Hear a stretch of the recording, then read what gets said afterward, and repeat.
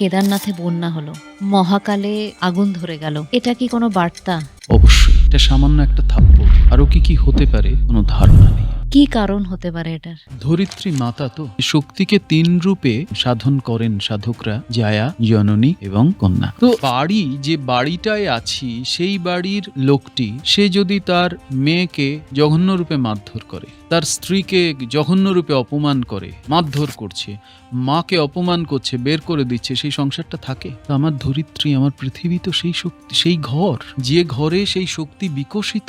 তো সেই শক্তিকে আমি কিভাবে তাকে আমি অপমান করছি, অশ্রদ্ধা করছি এবং প্রকৃতির বিরুদ্ধে যাচ্ছি, শুধু কর্মে নয়, ভাবনায়, আকাঙ্ক্ষায়, লোভে, মোহে। তাহলে স্বাভাবিকভাবেই যিনি পরম শক্তিমান তিনি খুশি হবেন। তোমরা ঘুরতে যাচ্ছ, তোমরা খেতে যাচ্ছ, তোমরা আমোদ আহ্লাদ করতে যাচ্ছ, তার জন্য তো জগৎ সংসারে হাজার জায়গা আছে। কেউ তো বলেনি তুমি এগুলো করো না। আমি অনুরোধ করব সকলকে, যা আমোদ করার, আহ্লাদ করার, কোথাও কোনো দোষ নেই, করুন, কিন্তু যেখানে করার করুন। কেদারে নয়, ওমকারেশ্বরে নয়, নর্মদা তটে নয়, গঙ্গার তটে, পুরীতে নয়। এরকম যে যে জায়গা অসম্ভব অ্যাক্টিভেটেড হয়ে আছে হাইয়েস্ট ডাইমেনশনের জন্য, সেই জায়গাগুলোতে নয়। ফলে এই অনাচার যত হবে,